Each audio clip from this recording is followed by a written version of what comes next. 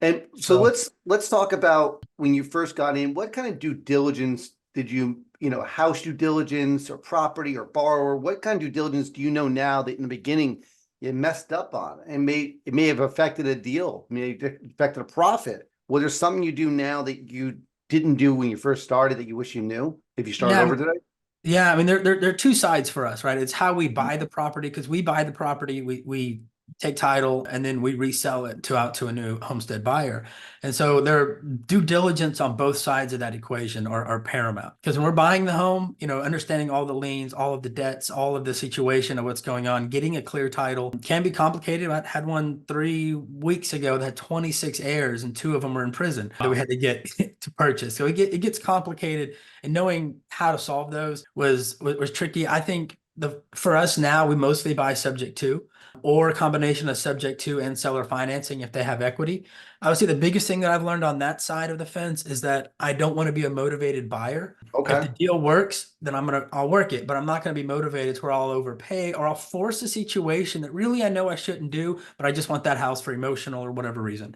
I've done that where I bought a property that I knew it needed more work, but I could probably do it. I was going to force it, and that ended up just killing my cash on cash in my return. And I've definitely learned that side. On the flip side, when finding our homestead buyer, Nathan said it, not doing the right underwriting of their DTI, knowing who is getting into this home because it is a long-term relationship with them, and not doing that underwriting correctly and not knowing what I didn't know on what to look for at expenses that they had and what other debt they were, into their DTI to go through it. We do a soft kind of underwriting before we go through our RMLO now, just to filter Mhm. out a waste of time type thing. And knowing how to do that process efficiently is really, really helpful. And what's something now that my VAs do is they go through and do that soft underwriting for our buyers, but we have a very defined set of criteria of what we collect and how we go through that. So we don't make those mistakes. But yeah, making sure that it's the right buyer. Same thing. I don't want to be a motivated seller. I buy Yep. from motivated sellers and I sell to motivated buyers. I don't want to be the Yeah. opposite on either side, Yes. Right.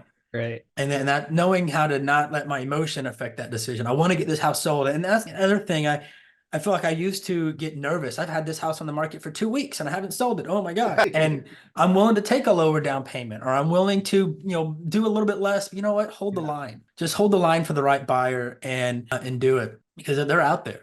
You just got to find them and do the right marketing to find them. Yeah. Yeah. Absolutely. Absolutely. Man, nailed it. And it's interesting you start talking to note buyers and or note creators, anybody in notes, you start talking about where they came from. Yeah, we made all kinds of mistakes. And luckily we've made it through that and we've figured it out. But I don't know, on the one hand, realize we're not superhuman. Hmm. Yes. We just we Hmm. we went through the mistakes just like everybody else. The other thing is, man, some education would sure be nice so you can skip some of those things. And Dave's got a program and Yeah. there's lots of other ways you can learn the business, but it's worth paying a little bit of money up front just to understand what you're getting into and how to. Yeah, I think that was going to be my next thing is when I first got started, I didn't pay for education. I was working at a fund, had some great people around me. They were Yeah. buying tons of stuff. I didn't pay for education because I didn't think I needed it. And back to what we started before, one of the big things I missed out in that paying for education is the network of other Yeah. investors who were part of it that I can go to. I had to break into sectors like Nathan and stuff like that because who's this guy coming in? There was only a couple trainers out there. Who's this guy coming in? Where does he know? And Yeah. I didn't become part of that, formation of networking. For housing, one of the things I learned was, when we look at houses is we need someone eyes on the ground, right? You need someone to experience, look at stuff. I remember looking at Google Photos, and one of the classic stories I had was we looked at Google Photos and we're driving down the road and we just happened to call an agent, they're local, let's just drive by and the house was gone. Happened to be the Google Photos. We then turn the corner Mhm. and the front view was the house there. When we turned the corner, it was a newer photo and turned around and the house was demolished. We were probably looking at the same one. Oh Yeah, yeah, I've down seen in that too. Florida, right? I'm like, holy goodness. Mine was Ohio, so that was a different one, but same situation So it's like, where Wow. this picture and then you go around the corner and it's an updated picture and there's nothing there. yeah. It was a Universal Studios prop wall that Yeah. they had up. Yeah. Yeah, Yeah. exactly. So Wow. let's move to, going to owning the asset. What did you do in the beginning when you owned the asset that today you'd say, crap, I wouldn't do it again, right? Is it your processes? Is how you maintain? When you have one or two notes, it's pretty easy to kind of maintain stuff. What would you do what you did before over again? And if so, what was it? Or what would you do differently? Yeah, I'll address that. Let me go back to your thing on Yeah, that yeah. real quick too, because I do think the education and training is paramount. But one of the benefits of a network is that when you are in a pickle situation, because they happen to everybody, you have someone to turn to. It's not just the initial underwriting. I have a note from 3 years ago, and I'm running into this scenario. And having experienced people to turn to at any stage of the process is really invaluable, because we've all made mistakes that have cost us thousands of thousands. And learn from my mistakes. Don't go do them yourself. Yeah. But as I mentioned, when I got started, I was slowly getting into notes because I was still a lot of flipping, and so I would buy some properties, turn them into notes. I'd hold one or two, and I would learn a little bit as I was doing it. I like that approach because I had the pops of cash from doing some flips to keep things going, and that was helpful. I have a lot of wholesale friends that have tried doing the same thing, do a couple of wholesales, and then hold a note here and there. And I think that's a nice way because you can kind of learn a little bit when doing it. And that was helpful for me. I'm sure you both have, the Invest in Debt by Jimmy Napier. Yep. One of my books I've read twice and I don't like to read. I'm the type that listens to an audiobook, buys the hard book and puts it in the shelf to say that I read it. So yeah, I actually read that one, but Yeah. I made my whole team read it. My whole company has read it to be on that board. But yeah, difference in small notes, I have definitely brought a lot more things in-house that I used to outsource. So I also own a loan servicing company that I don't manage day to day, but I own it. And so it lets me help with improving processes on maintaining our borrowers. So if you started all over again, would you do what your system was when you started again? Yeah, I would. I would definitely still slowly get in doing a couple because I was also originating them. So I wasn't just, buying the note. So I was also doing marketing directly to sellers already because I came from the flipping world into this model. I would do it that way. If I was coming not from the flipping world, then I might not. I may, because flipping is not something I encourage people to do, to be honest. It's it's high risk, especially in a volatile market. If you do it right, it can be phenomenal. But yeah, since I came from that world, I think it was good to slowly kind of move in that direction. And I enjoyed that. I also, a lot of things I like to do, like loan servicing. I used to work with a completely third-party loan servicer. And I think that was good because I saw what they did. I learned this. I liked some of it. I didn't like others. I thought I could improve it. When I got to about, I don't know, 15, 20 notes, we brought it in-house. And I think RAI stands for reimagine an expense as income. And I brought over the servicing side. And so it's under our privy. But now, we do things when we're selling a property, we help them file their homestead exemption because I want them to get their taxes as low. We just did a campaign to all of our borrowers about protesting their property taxes to keep their taxes low because I want their TI as low as possible. So they always pay that. And another thing that I think I've learned along the way that doesn't directly answer your question though, but is I want to be a friendly lender. I want to be super nice to our borrowers. But there's a point when I'm not helping them by allowing them perpetually get further behind. And I used to feel like I was doing them a favor by letting them, they would get a payment plan and they would break it a month in, but we'd do it again. And all of a sudden you're multiple months behind. When someone gets 2 or 3 months, 4 months behind, they're not going to get it current. You're really just making them in a worse spot. Right. And so it's, and a lot of times we have the mantra of it's a lot of times like, children that you're trying to help them do what's best for themselves. And so we do payment plans, but you get one a year. And if you break it, it's back into the foreclosure process. I mean, we do that because it's no reason to just keep kicking the can and make it worse for themselves. So I think it's a tough love has actually been helpful because since we started doing that, we have fewer deficiencies and fewer people behind because we are on top of it. And we don't get out of sight, out of mind, but it's also easy. Some of them, another thing that we allow our borrowers to pay weekly. Some of them, they can't manage monthly. So you get a check on Friday, they make a payment on Friday, things like that. So that they don't get behind because it's constantly ACHing from their account. Cool.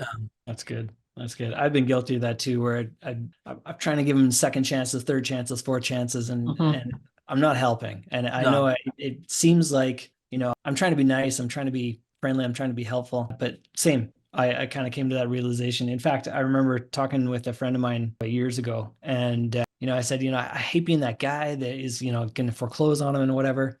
And even then I rarely foreclose on a person. It's just an empty house. But he said, no, you're thinking about it wrong. He says, the way to think about it is you're you're holding them to something they've already agreed to. That's it. Yep. So they've already agreed to these terms. You're just holding them to it. I'm like, yeah, no, that's exactly right. They're making the choice. There was agreement. If this happened, then this happened. If this happened, then that happened, right?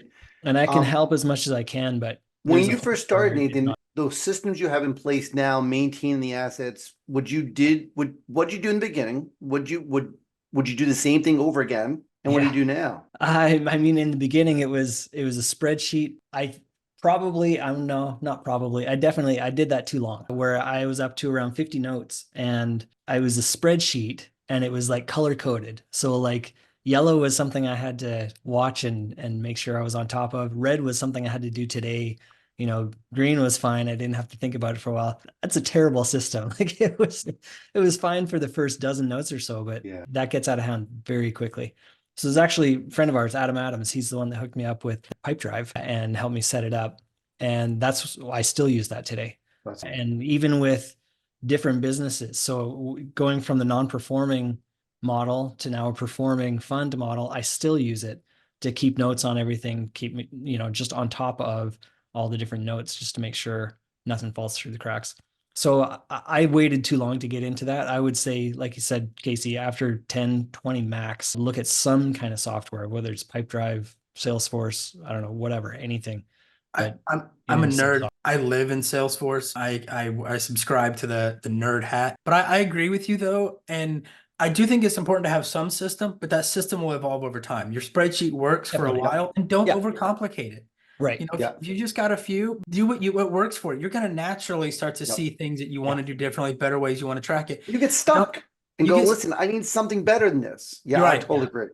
Yeah, well, you'll see something broke in the process, and you need to improve the process. And I think that's something that we've spent probably the last 18 months to 2 years is really focusing on processes and systems for all aspects. Everything needs a process to it, but they're refined and they're always getting tweaked. You're never done. That's part of owning a business. You're always overcoming the next hurdle, and that's part of the fun. But don't let those hurdles be too intimidating and scary. You can overcome them. They do get a guide, a mentor, a helper to do it, but they've been overcome by people not as smart as you. For me, I was allowing services and servicers and attorneys kind of send me multiple emails, and I got lost because I didn't know what happened before, until the point where I said, listen, I can't do this. We have 15 emails about the same subject because they created a new one. I need that thread where I can read back and go, okay, what happened here or there? Yep. And even with Pipedrive, if they send an email to another thread in your email thread, it's like, I need just that one thread of details, and make sure they put the note number or the borrower name or some kind of respect that don't just send me an email like, hey, update here. And it just doesn't work, because update means to what asset, right? I would think that when you first begin, is what I would do if I did it over is really kind of make sure my services, all of them, are way that works for me the best. And say, listen, if you're going to send me an email, please email me on this thread and make sure you include the loan number or whatever number works for you, and kind of keep that in order. I agree with you guys. Start with the spreadsheet, organize stuff, get things done manually so you understand it. So when you want to hand it off to somebody as an assistant or a VA or using the AI, as we talked about the other day, you need to understand the manual processes and understand when things go bad so you know what to fix. You may never need to fix it. So don't go out and buy Salesforce or Pipedrive if you may never own more than 5 or 6 or 10 notes. Just be simple in the beginning. Yeah, absolutely. So in that process, and for me, working with these attorneys, and there's a lot of people, they come into play. Even with performing notes, you deal with some stuff. There's a lot of people in play. Just have some way to know who is involved in this asset at all times. You want to use a spreadsheet, that's fine. Pipedrive as context. To know who you should reach out to. Who is the servicer, contact person there? Who is this person, that person? So when you need to reach out to somebody, you have a contact and you're not searching through emails. That's something I did at the beginning that wasn't that good. I was just hunting for stuff. Yeah, I think that organization, you have your own process, and your process has to work for you. It's funny you said that. Last week, we do a team training within the business, and I was actually training an organization of a couple of things. And I came to realize this is how I like it organized, but that might not actually be best for this other team. Sure. So the objective needs to be the same, but as long as you're on top of it and organized, have a system that works for you, and it will grow and scale as your needs grow. But don't overcomplicate it and do too much too quick. That's very important. There's actually a lot that I use now through Google. So like Google Mhm. Calendar, I'm using it way more now than I was 5 years ago, Yeah, it's where it's just amazing. We stuff used, gets on you there. know, when you use the technologies of around you, right? Your email, your calendar, Yeah. things get easier and simpler for you just because you're not realizing everything you have to manage is on point. Make a to-do list every morning, right? And say, Mhm. okay, I do this, and kind of manage your time. The calendar is a simple tool that you all have on your phone, your thing. Have it set Mhm. up and start blocking out periods of time in your day for certain tasks, right? If you're going to check assets, Nathan has a great strategy. He has certain days for certain things. So Yeah. I'm going to review things on this Wednesday and block it out because I'm going to tell you in the beginning, I would look at something for 2 or 3 weeks because I just forgot. Yeah. Yeah.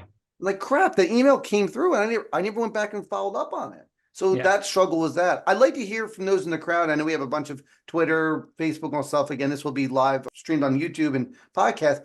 We'd love to hear back from the crowd. Like, what kind of things did you learn in the process? And if you're a beginner, what questions do you have that we may be able to answer? Thinking back to when we were first beginning of what we would have done differently, or maybe, today's world, we're just maybe because we've done enough, we do it differently now, but we wouldn't have done it in the beginning. Like Salesforce, I would never recommend anyone or Pipedrive to go out and go grow that thing in that system.